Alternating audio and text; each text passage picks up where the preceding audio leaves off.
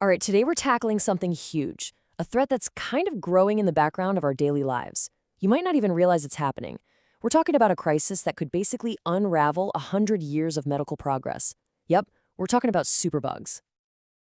For almost a century, we've been living in this incredible golden age, all thanks to one of medicine's greatest miracles, antibiotics. I mean, think about it. Complex surgeries, cancer treatments, organ transplants, they're all pretty routine now, right? But that whole reality, that promise, it's being threatened by this invisible enemy. And it's pushing us towards a future where something as simple as a cut could, well, it could kill you again. I really like how the World Economic Forum puts this. They basically say, hey, antibiotics aren't just pills you pop when you're sick. Nope. They're the essential infrastructure of modern medicine. They're like the bedrock, the safety net that lets doctors do all the incredible life-saving stuff we kind of take for granted these days. Okay, so how on earth did we get here, right? How did our miracle drugs start to lose their punch? Let's get into it. The thing is, we're in this constant high-stakes arms race with bacteria. And believe me, they have a surprisingly sneaky playbook for survival. The fancy scientific term is antimicrobial resistance, or you'll hear it called AMR. But really, what it boils down to is this. Germs, like bacteria, are evolving.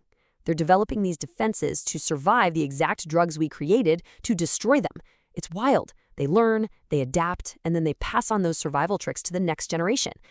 So these bacteria have basically got 4 main strategies to win this fight. It's pretty clever, actually. First, they can block the gates, just beef up their outer walls so the antibiotics can't even get inside. Or they can change the locks by tweaking the internal target the drug is aiming for. They can even disarm the weapon by releasing enzymes that just neutralize the antibiotic. And if all else fails, they just pump it out, literally spitting the drug back out.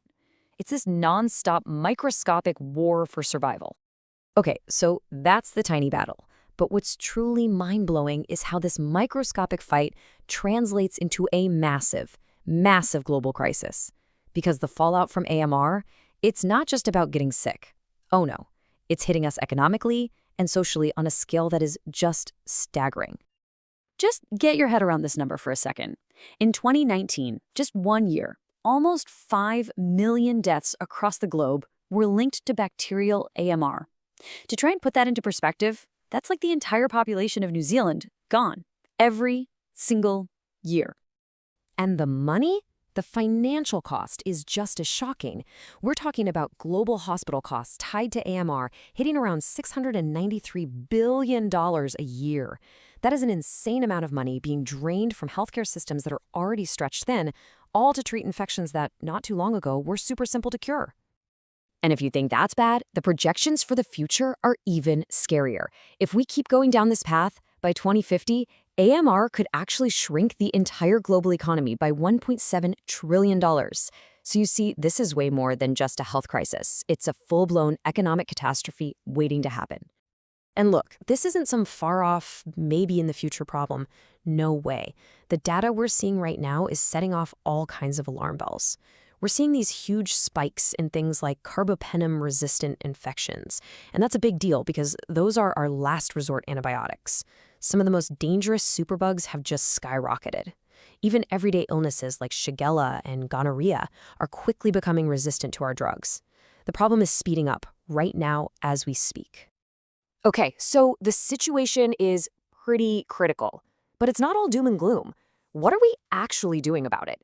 Well, the good news is people are fighting back. There's a global response taking shape, and it's pointing us towards some really cool, innovative solutions. But we've hit this major roadblock. It's called the innovation paradox. And it's a tough one. Right when we need new antibiotics the most, the pipeline for developing them has basically slowed to a crawl. Why? Well, the whole economic model is just broken. Think about it. A new antibiotic has to be used sparingly so it stays effective. But that means it doesn't make a lot of money, so companies can't justify the huge cost of inventing it in the first place. So to tackle this, global leaders created something called the Davos Compact. It's basically a big coalition that's pushing for action on 4 main fronts.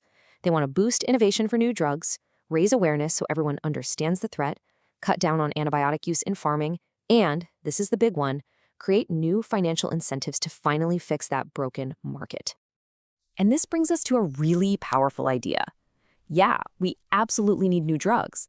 But one of the single best ways to fight resistance? Just prevent the infections from ever happening. It's so simple, right? If you don't get sick, you don't need antibiotics, and the bacteria don't get a chance to learn how to fight back. And when you look at the potential here, it's just incredible. This chart lays it out perfectly. Of that almost $700 billion in hospital costs from AMR every year, we could prevent over $200 billion of it. Just with vaccines, both the ones we have now and new ones.